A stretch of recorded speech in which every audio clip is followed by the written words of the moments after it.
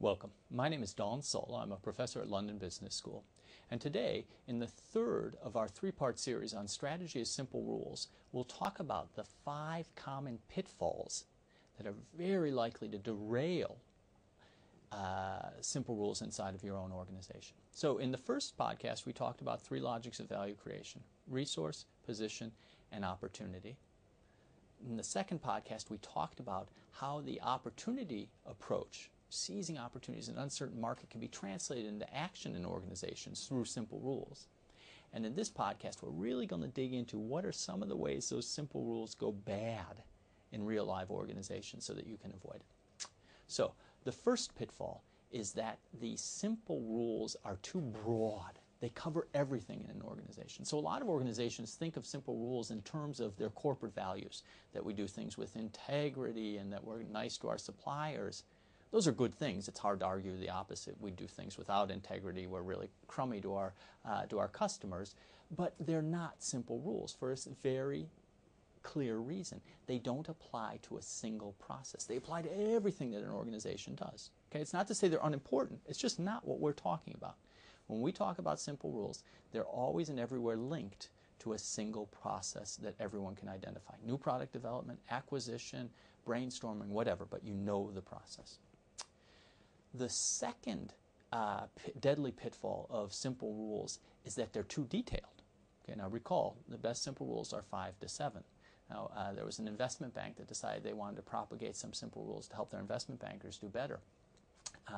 This booklet, it was ultimately published as a booklet, had hundreds of rules that the investment bankers should follow, organized into chapters like personal hygiene, appropriate conversation, bathroom hygiene, don't ask, and including such specific rules as all shirts should be long-sleeved and made of an opaque fabric. So if you were thinking about that fishnet vest shirt, it's just flat out at this particular investment bank. But the punchline there is these are not appropriate simple rules because they're far too detailed. There were hundreds of them, right? At which point they become overwhelming and do not guide action in the way that we have in mind. The third way that simple rules can go bad is if they're too vague. Now by vague, this means, yes, they are focused on a single process. It's not that they're too broad, but within that process, they provide very little concrete guidance to people who are trying to make decisions, trying to seize opportunities. An example I'd like to give is 2 Russian investment banks, both of which were in Russia in the early 90s, both of them facing a deluge of opportunities and trying to sort among those opportunities. Both of them used simple rules of a sort. In one case, they were very vague. We should pursue big companies, companies that can create value. We don't deal with crooks. The problem was these things were so vague that the investment professionals couldn't decide which opportunities were good and which weren't. Now another investment bank, same time, same place in Russia, also used simple rules, but were much more concrete. So a company had to be at least 100 million in revenues. One of the rules was if a typical consumer had an extra $100 in disposable income, would they buy this product? And a third rule was that we would only work with companies where the managers know criminals but are not themselves criminals. The rationale being in Russia at that point in time, it was difficult to deal with somebody who had never met a criminal, but you didn't want to deal with criminals themselves. It's not that these rules are good or bad in and of themselves. Turns out they did quite well. But the point is that they are concrete. People looking at that set of rules and facing a deluge of opportunities could make some decisions based on those in a way that the more vague rules offered very little guidance. A fourth pitfall common to trying to implement strategy as simple rules is having rules that are too mindless. So in most organizations, in many processes, you'll have simple rules that people implicitly follow. The problem is they'll have just evolved without any thought. So in one large IT company in the US, they were looking at their partnering process and trying to articulate the implicit simple rules they were following. And after an exercise where they tried to make these crisper, they realized that there were 2 rules they were following. One, that they only worked with companies that they could dominate and control. And 2, all of the companies they partnered with were ones that were not as good as they once had been.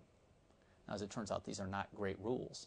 But the reason they had come to this set of rules is because they had never paused to make them explicit, to examine them and think if they really made sense. So the best simple rules are explicit rather than just being mindlessly stumbled upon. And the fifth pitfall is letting the simple rules go beyond their sell-by date, that they're too old. Now, it turns out simple rules typically will have a half-life, maybe 5-7 years, something like this. And then the world changes and they're no longer appropriate. Bank One, for instance, was this tremendous success story in the 1980s, leading a consolidation of the U.S. bank, or at that time very regional industry, U.S. banking industry, and followed a set of simple rules. The problem was, after a while, other competitors cottoned on to this, started following similar rules and acquiring new banks and bidding up the prices. That was the point at which Bank One should have stepped back and looked and said, do these rules still make sense given the change in the context? So this is not something you do every quarter, every month, even every year. But from time to time, it's important, once you've articulated and crystallized these simple rules, to step back and see if they still fit the situation, since situations have a tendency to change. So just to recap the podcast series as a whole, we talked about opportunity as a pursuit as a way to create value, simple rules as a way to strike a balance between too much structure and chaos, to articulate the strategy throughout the organization, and to make explicit what might otherwise be implicit and maybe mindless. And finally, the 5 pitfalls that many organizations fall prey to when pursuing strategy as simple rules. Thank you.